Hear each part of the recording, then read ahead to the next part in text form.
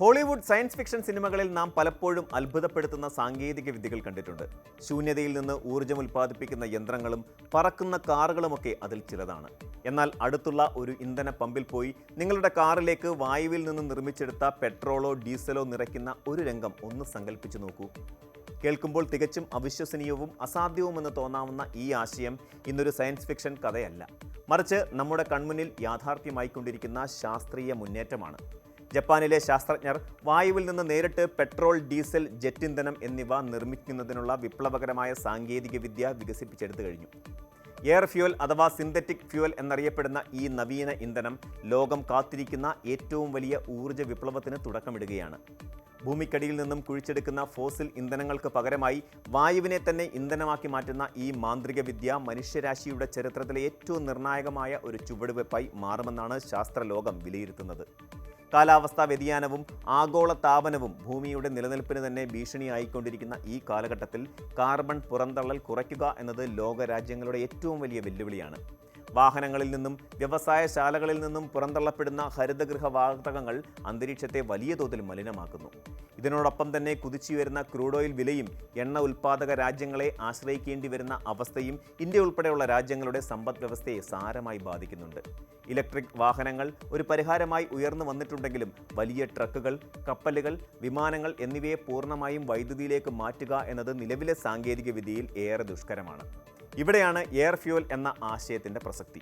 നിലവിലുള്ള വാഹനങ്ങളുടെ എഞ്ചിനുകളിൽ യാതൊരു മാറ്റവും വരുത്താതെ തന്നെ ഉപയോഗിക്കാൻ കഴിയുന്ന, എന്നാൽ പരിസ്ഥിതിക്ക് ദോഷം ചെയ്യാത്ത ഒരു ഇന്ധനം എന്ന സ്വപ്നമാണ് ജപ്പാൻ ഇപ്പോൾ യാഥാർത്ഥ്യമാക്കിയിരിക്കുന്നത്. ജപ്പാൻ എക്കാലത്തും ഊർജ്ജ പ്രതിസന്ധി നേരിടുന്ന ഒരു രാജ്യമാണ്. സ്വന്തമായി പെട്രോളിയം നിക്ഷേപങ്ങൾ ഇല്ലാത്തതിനാൽ തങ്ങളുടെ ഊർജ്ജ ആവശ്യങ്ങൾക്കായി അവർ പൂർണ്ണമായും ഇറക്കുമതിയെയാണ് ആശ്രയിക്കുന്നത്. ഈ ഒരു സാഹചര്യമാണ് ബദൽ ഊർജ്ജ സ്രോതസ്സുകളെക്കുറിച്ച് ആഴത്തിൽ ഗവേഷണം നടത്താൻ അവരെ പ്രേരിപ്പിച്ചത്. ജപ്പാനിലെ ഏറ്റവും വലിയ പ്രമുഖ റിഫൈനറി കമ്പനിയായ എനിയോസ് ആണ് വായുവിൽ നിന്ന് ഇന്ധനം നിർമ്മിക്കുന്ന ഈ നൂതന സാങ്കേതിക വിദ്യയുടെ പ്രായോഗിക മാതൃക ലോകത്തിന് മുന്നിൽ വിജയകരമായി അവതരിപ്പിച്ചിരിക്കുന്നത്. നിലവിൽ പ്രതിദിനം 159 ലിറ്റർ, അതായത് ഏകദേശം 1 ബാരൽ ഇന്ധനം ഉൽപ്പാദിപ്പിക്കാൻ ഈ പരീക്ഷണശാലയ്ക്ക് കഴിയുന്നുണ്ട്. ഇത് വാണിജ്യാടിസ്ഥാനത്തിൽ നോക്കുമ്പോൾ വളരെ ചെറിയ ഒരു അളവാണെങ്കിലും സാങ്കേതിക വിദ്യ പ്രായോഗികമാണെന്ന് തെളിയിക്കാൻ ഇതിലൂടെ സാധിച്ചിട്ടുണ്ട്.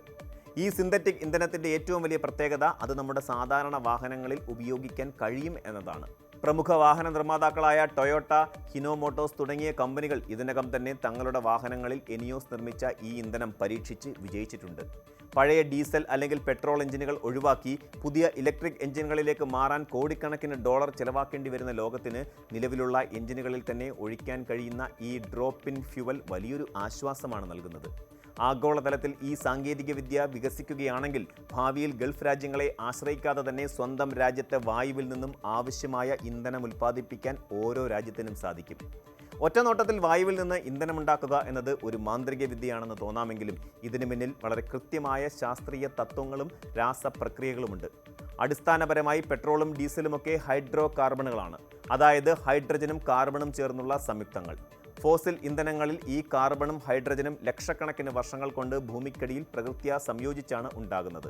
ഈ പ്രക്രിയയെ ഫാക്ടറിക്കുള്ളിൽ വെച്ച് കൃത്രിമമായി നടപ്പിലാക്കുകയാണ് ജാപ്പനീസ് ശാസ്ത്രജ്ഞന്മാർ ചെയ്യുന്നത്. പ്രധാനമായും 3 സങ്കീർണമായ ഘട്ടങ്ങളിലൂടെയാണ് ഇത് പൂർത്തിയാക്കുന്നത്. ആദ്യത്തെ ഘട്ടത്തിൽ നമ്മുടെ അന്തരീക്ഷത്തിലുള്ള കാർബൺ ഡൈ ഓക്സൈഡിനെ വലിച്ചെടുക്കുന്നു. ഡയറക്റ്റ് എയർ ക്യാപ്ചർ എന്ന സാങ്കേതിക വിദ്യയാണ് ഇതിനായി ഉപയോഗിക്കുന്നത്. ഭീമാകാരമായ ഫാനുകളും ഫിൽട്ടറുകളും അടങ്ങിയ പ്രത്യേക യന്ത്ര സംവിധാനങ്ങൾ അന്തരീക്ഷ വായുവിനെ ഉള്ളിലേക്ക് വലിച്ചെടുക്കുകയും അതിൽ നിന്ന് കാർബൺ ഡൈ ഓക്സൈഡിനെ മാത്രം വേർതിരിച്ച് ശേഖരിക്കുകയും ചെയ്യുന്നു. ഇത് പരിസ്ഥിതിക്ക് ഇരട്ടി ഗുണമാണ് ചെയ്യുന്നത്.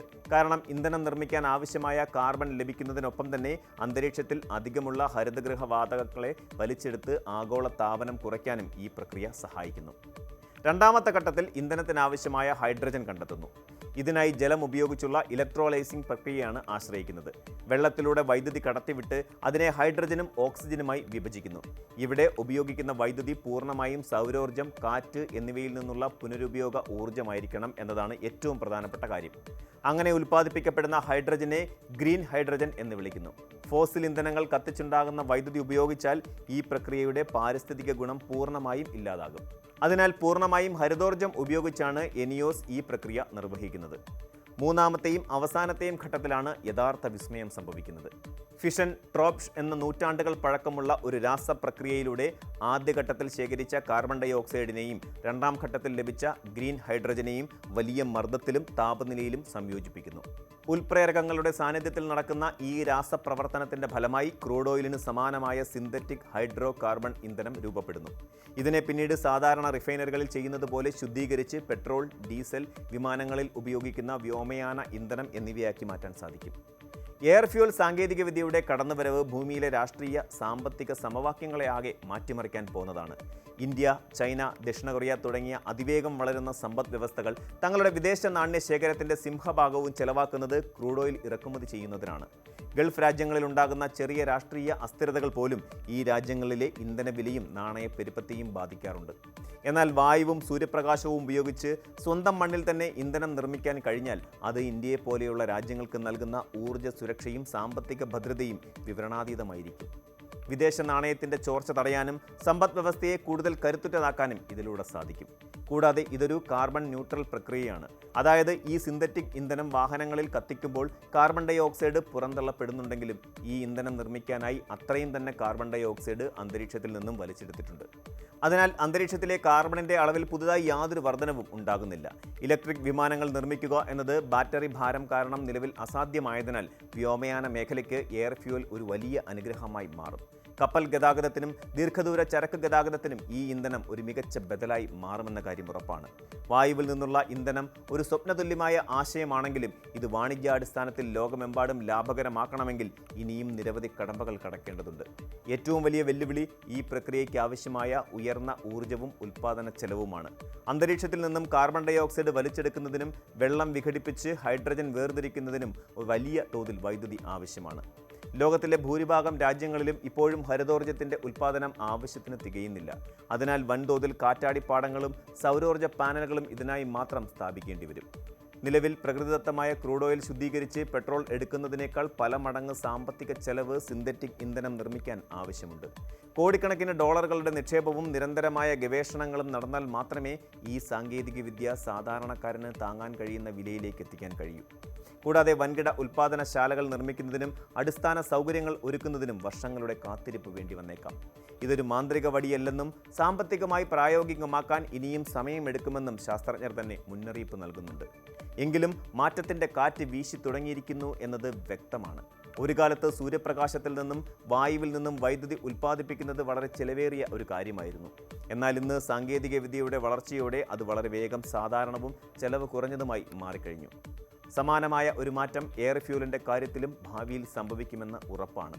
പരിസ്ഥിതിയെ ചൂഷണം ചെയ്തുകൊണ്ട് ഭൂമിക്കടിയിലെ ഫോസിൽ ഇന്ധനങ്ങൾ കുഴിച്ചെടുത്ത് കത്തിക്കുന്ന ഇന്നത്തെ ശീലത്തിൽ നിന്നും പ്രകൃതിയുടെ സന്തുലിതാവസ്ഥ നിലനിർത്തിക്കൊണ്ട് അന്തരീക്ഷത്തിൽ നിന്നും നേരിട്ട് ഊർജ്ജം സ്വീകരിക്കുന്ന ഒരു സുസ്ഥിരമായ ഭാവിയിലേക്കുള്ള മനുഷ്യൻ്റെ പ്രയാണമാണ് ജപ്പാനിലെ എനിയോസിൻ്റെ പരീക്ഷണശാലകളിൽ നാം ഇപ്പോൾ കാണുന്നത്.